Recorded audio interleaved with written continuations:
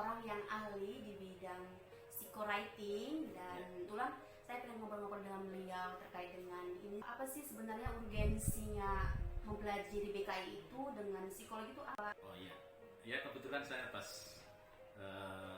mengkaji tentang bimbingan konseling Islam dengan psikologi.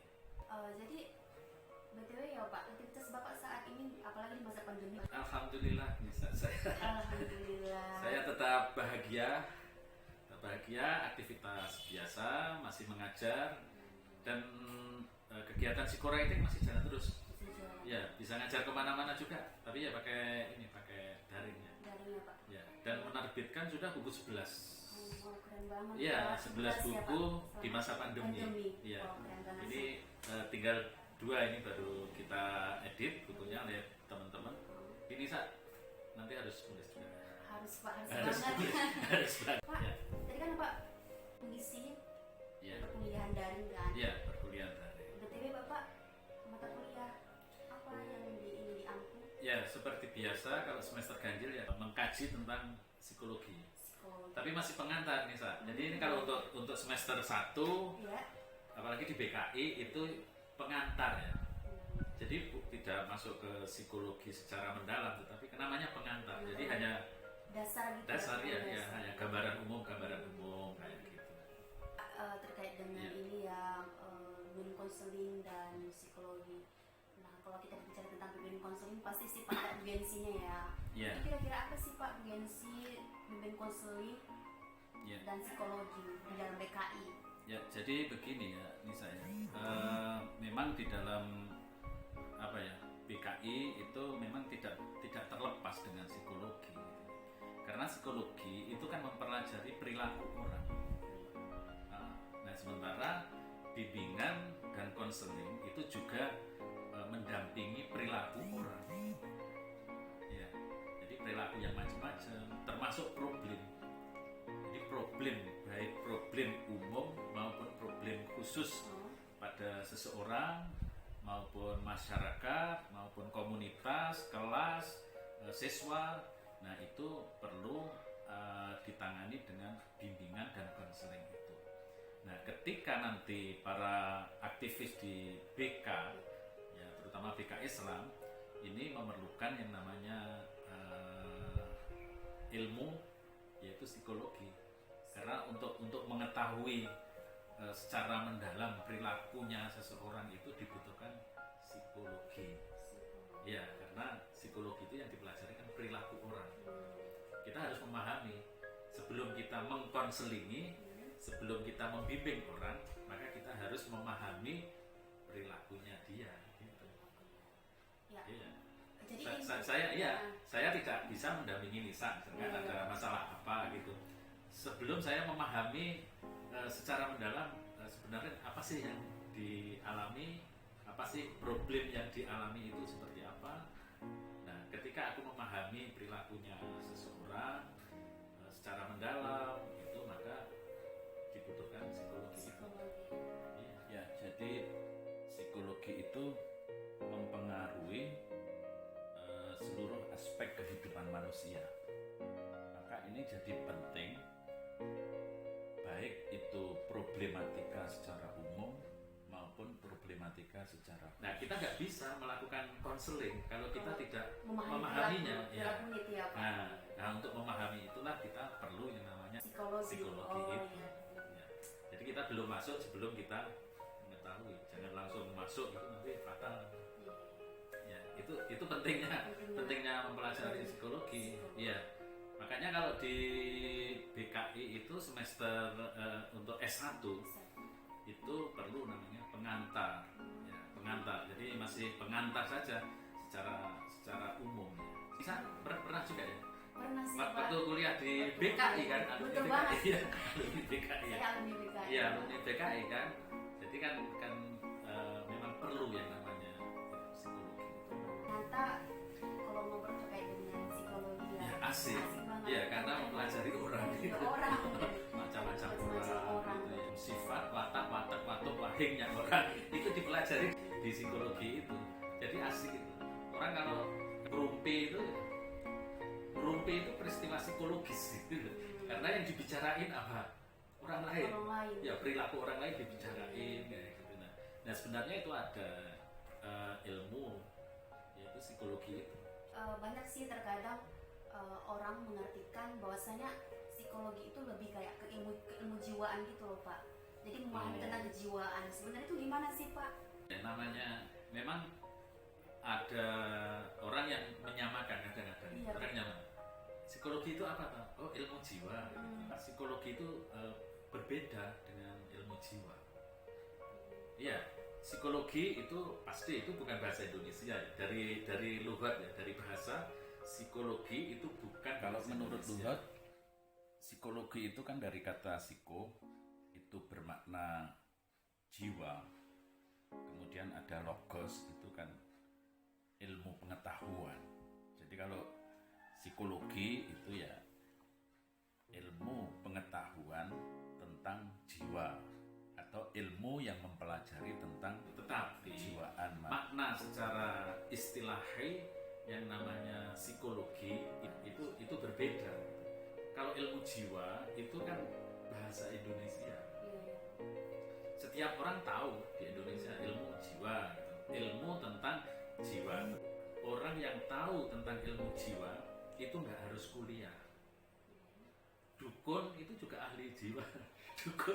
Dukun yang apa ini ahli di bidang apa itu tukang Meramal gitu ya Pak. meramal ya. itu juga ahli di bidang jiwa gitu. Tetapi dia bukan psikologi. Psikologi. Tapi psikologi itu sebuah ilmu yang didapatkan dengan cara saintifik. Kalau Dia ditanya harus tentang perbedaan ilmu jiwa dengan psikologi ya tentu berbeda. Karena ilmu jiwa itu kan bahasa Indonesia. Setiap orang itu banyak mengenal. Tetapi kalau psikologi itu kan istilah saintifik. Jadi ilmu jiwa yang bercorak ilmiah. Kalau ilmu jiwa itu meliputi pengetahuan, tanggapan, juga khayalan, dan spekulasi-spekulasi mengenai jiwa. Tapi kalau psikologi itu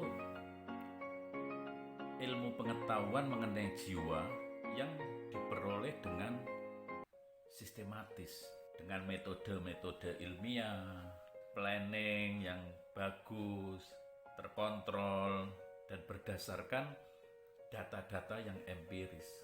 Itu teori-teori yang ada di psikologi itu bisa dites dalam hal ini apa? Keistiqomahannya, keajekannya, keandalannya, kevalitannya itu bisa dites Makanya dan diuji. kalau psikologi itu ya ilmunya bisa dipertanggungjawabkan. Oh. Tapi kalau ilmu jiwa belum tentu bisa dipertanggungjawabkan karena tidak melalui riset, tidak melalui tahap-tahap yang sistematis seperti yang ada di psikologi. Orang yang ahli, orang yang pintar dalam ilmu kejiwaan manusia, ilmu jiwa seseorang, itu kan nggak perlu kuliah. Kita membaca buku, kita melakukan kegiatan-kegiatan psikologis, itu bisa menjadi orang yang ahli di dalam ilmu jiwa. Tetapi bukan psikolog. Tapi kalau psikolog, itu harus dicapai dengan kuliah di perguruan tinggi.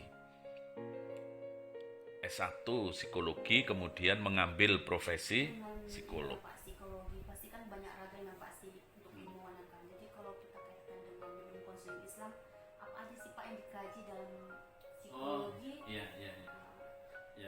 Ya saya kira dalam psikologi yang dipelajari ya saya kira ya ruang lingkup psikologi itu pasti gitu ya. Termasuk teori-teori itu dipelajari di psikologi ya. Hakikatnya psikologi itu seperti apa sih gitu ya, secara Qur'ani itu seperti apa sih, mungkin ada perspektif Islamnya itu kalau di BKI seperti itu dipelajari ya. Jadi psikologi yang Islam itu yang seperti apa gitu. Ada ada nggak sih hadis-hadis tentang psikologi, tokoh-tokoh psikologi Muslim itu di dunia ada nggak? Nah itu dikaji. Pelajari tentang psikologi berarti orang itu akan mempelajari tentang neurobiologis yang ada pada diri manusia.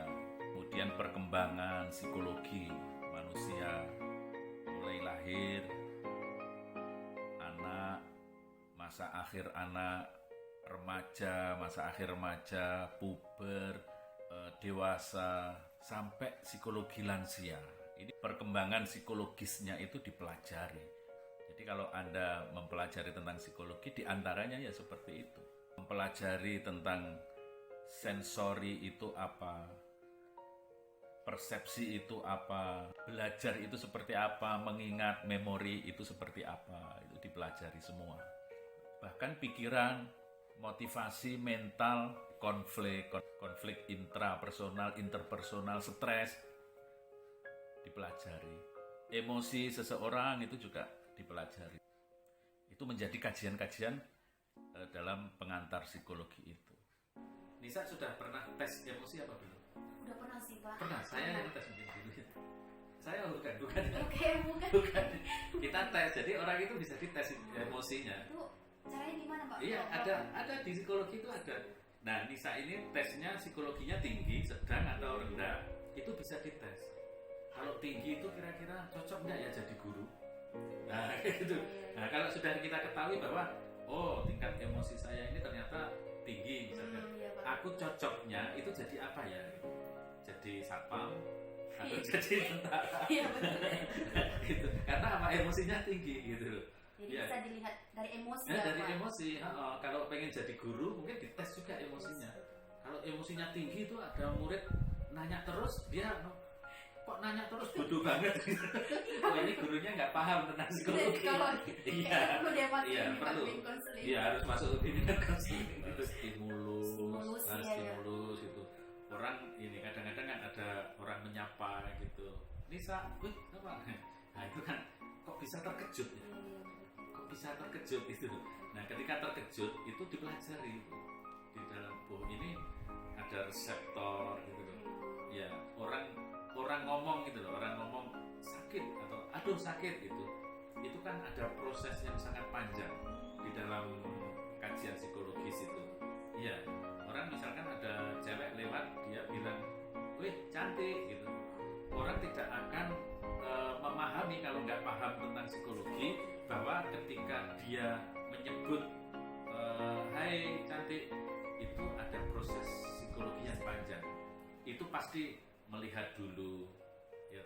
Jadi ada ini indera itu menangkap orang lewat, terus kemudian diolah di sensor sini ya, diolah di otak ini, diolah sampai dia dikirim ke mulut sehingga mulut ini bisa bunyi hai cantik gitu.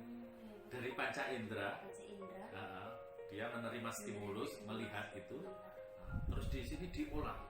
Ini mau dikirim ke tangan atau di mulut atau di kaki. Kalau tangan mungkin dada-dada, ya, kalau kaki mungkin kakinya gerak-gerak. Kalau di mulut mungkin bisa singsot, sweet gitu. Tetapi juga bisa diungkapkan dengan kata-kata hai cantik gitu. Nah ini proses yang panjang. Tapi orang kan kadang-kadang nggak berpikir sampai ke situ. Iya. Memori juga dipelajari gitu, memori. Nah, Nisa pakai berapa giga ini memorinya? Kalau giga apa nggak paham Pak, soalnya kan saya kayak di komputer gitu Pak. Iya. Nah ini kan seperti komputer otak kita itu, seperti HP kita.